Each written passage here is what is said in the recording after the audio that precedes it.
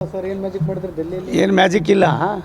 ನನಗೂ ಒಂದು ಕ್ಷೇತ್ರ ಕೊಟ್ಟಿದ್ದರು, ನಾಗ್ಲೋಯಿ ಜಾಟ್ ಮಂಡಲ್ ಅಂತ. ಅದು ಜೀವನದಲ್ಲಿ ಯಾರೂ ಗೆದ್ದಿರಲಿಲ್ಲ ಯಾವಾಗೂ.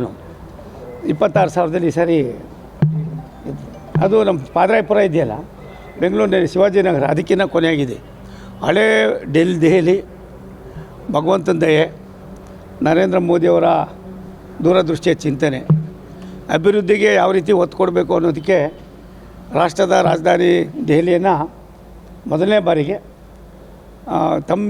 ತಮ್ಮಿಂಗ್ ಮೆಜಾರಿಟಿಯಲ್ಲಿ ಭಾರತೀಯ ಜನತಾ ಪಾರ್ಟಿಗೆ ಸರ್ಕಾರ ರಚನೆ ಮಾಡೋದಕ್ಕೆ ಇವತ್ತು ದೆಹಲಿಯ ಜನ ತೀರ್ಮಾನ ಮಾಡಿದ್ದಾರೆ. ಪಕ್ಷದ ಪರವಾಗಿ ನಾನು ಮಹಾಜನತೆಗೆ ಅಭಿನಂದನೆ ಸಲ್ಲಿಸ್ತೀನಿ.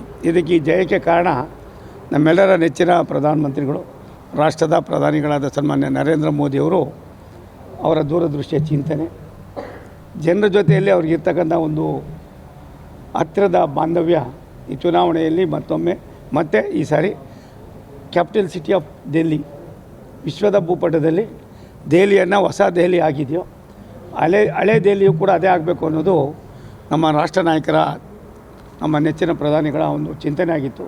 ಜನ ಅದಕ್ಕೆ ಮನ್ನಣೆ ಕೊಟ್ಟಿದ್ದಾರೆ. ನನಗೂ ಒಂದು ಕ್ಷೇತ್ರ ಕೊಟ್ಟಿದ್ದರು.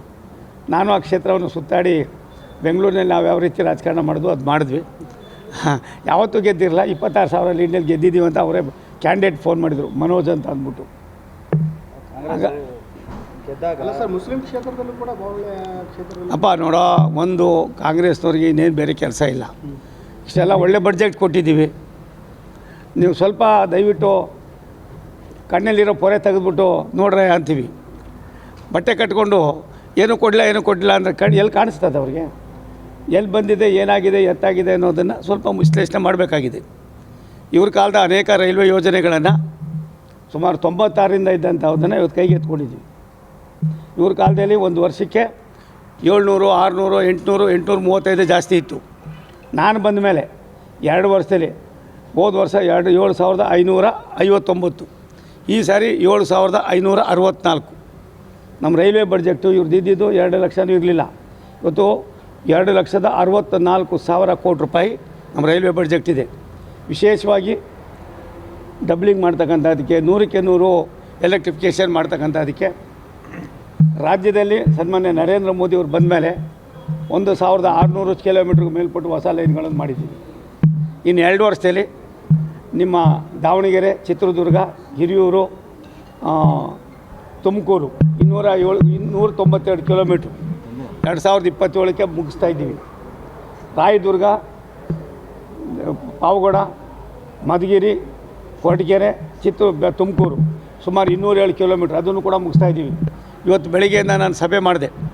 10:30 ಗಂಟೆಯಿಂದ 1:30 ಗಂಟೆಗೆ ಸಭೆ ಮಾಡಿ ಸುಮಾರು 21 ROBಗಳಿಗೆ ಮಂಜೂರಾತಿಯನ್ನು ಕೊಟ್ಟು ಕೆಲಸವನ್ನು ಮಾಡ್ತಾಯಿದ್ದೀವಿ. ನಿಮ್ಮಲ್ಲೂ ಕೂಡ ನಿಮ್ಮ ಹಿಂದೆ ಇದ್ದಂಥ ಸನ್ಮಾನ್ಯ ಸಿದ್ದೇಶಣ್ಣ ಅವರು ಕೂಡ 1-2-3 ROBಗಳು ಹೇಳಿದ್ದು, ಅದು ಕೂಡ ಆದೇಶ ಆಗಿದೆ. ಇವತ್ತಿನ ನನ್ನ ಸಹೋದರಿಯೂ ಕೂಡ ಪ್ರಭಾ ಮಲ್ಲಿಕಾರ್ಜುನ ಅವರು ಕೊಟ್ಟಿರೋ, ಅದು ಕೂಡ ಅಪ್ರೂವ್ ಆಗಿದೆ. ಒಂದು ಸತ್ಯ, ಕಾಂಗ್ರೆಸ್ನವ್ರಿಗೆ ವಿನಂತಿ ಮಾಡೋದು ಇಷ್ಟೇ, ಎಲ್ಲ ಆ್ಯಂಗಲ್ನಲ್ಲೂ ಕೂಡ ಸರ್ಕಾರ ಕರ್ನಾಟಕವನ್ನು ಕಡೆಗಣಿಸಿಲ್ಲ. ನಾವು ಕೊಟ್ಟಿರೋ ಕೆಲಸ ದುಡ್ಡನ್ನು ನಾವು ಖರ್ಚು ಮಾಡಿ ನೀವು ಸರಿಯಾದ ದಾರಿಯಲ್ಲಿ ಹೋದರೆ ಅದಕ್ಕೆ ಬೇಕಾಗಿರ್ತಕ್ಕಂಥ ಮ್ಯಾಚಿಂಗ್ ಗ್ರಾಂಟು ನಾವು 60% ಕೊಟ್ಟರೆ ಅವ್ರು 40% ಹಾಕಬೇಕು. ಅದನ್ನು ಮಾಡ್ರೆ ಅಂದರೆ ಅದು ಮಾಡದೆ ಹೋದ್ರೆ ನಾವೇನು ಮಾಡೋಕ್ಕಾಗಲ್ತು. ಒಂದು ವಿನಂತಿ ಮಾಡ್ತೀನಿ, ದಾವಣಗೆರೆಯಿಂದ ಅವರಿಗೆ ಸ್ವಲ್ಪ ಕಣ್ಣಿಗೆ ಬಟ್ಟೆ ಕಟ್ಕೊಂಡಿದ್ದೀರಿ, ಅದನ್ನು ಸ್ವಲ್ಪ ತೆಗೆದು ನೀಟಾಗಿ ಓದಿ ಪುಸ್ತಕನ. ಎಲ್ಲೇನೇನಾಗಿದೆ, ಯಾವುದಕ್ಕೆ ಆದ್ಯತೆ ಕೊಟ್ಟಿದ್ದಾರೆ, ಯಾವುದಕ್ಕೆ ಇದಾಗಬೇಕು, ತಾಂತ್ರಿಕ ವ್ಯವಸ್ಥೆ ಹೆಂಗಿರಬೇಕು, ರಾಷ್ಟ್ರವನ್ನು ಅಭಿವೃದ್ಧಿಯತ್ತ ಕೊಂಡೊಯ್ಯೋದಕ್ಕೆ ಮೋದಿಯವರು ಮಾಡ್ತಾ ಇರ್ತಕ್ಕಂಥ ಅನೇಕ ಚಿಂತನೆಗಳನ್ನು ಅಳವಡಿಸ್ಕೊಳ್ತಕ್ಕಂಥ ಕೆಲಸ ಮಾಡಿ ಅಂತ ಅವ್ರಿಗೆ ವಿನಂತಿ ಮಾಡ್ತೀನಿ. ರಾಜ್ಯಾಧ್ಯಕ್ಷ ಸ್ಥಾನಕ್ಕೆ ಅಪ್ಪ, ನನಗೆ ಒಳ್ಳೆ ಕೆಲಸ ಕೊಟ್ಟವ್ರೆ ರಾಷ್ಟ್ರದ ಪ್ರಧಾನಿಗಳು, ರಾಷ್ಟ್ರದ ಗೃಹ ಮಂತ್ರಿಗಳು, ನಮ್ಮ BL ಸಂತೋಷ್ ಅವರು. ಒಳ್ಳೆ ಕೆಲಸ. ಹಾಗಾಗಿ ನನ್ನ ಕೆಲಸ ನಾನು ಫಸ್ಟ್ ಕ್ಲಾಸಾಗಿ ಮಾಡ್ತಾಯಿದ್ದೀನಿ.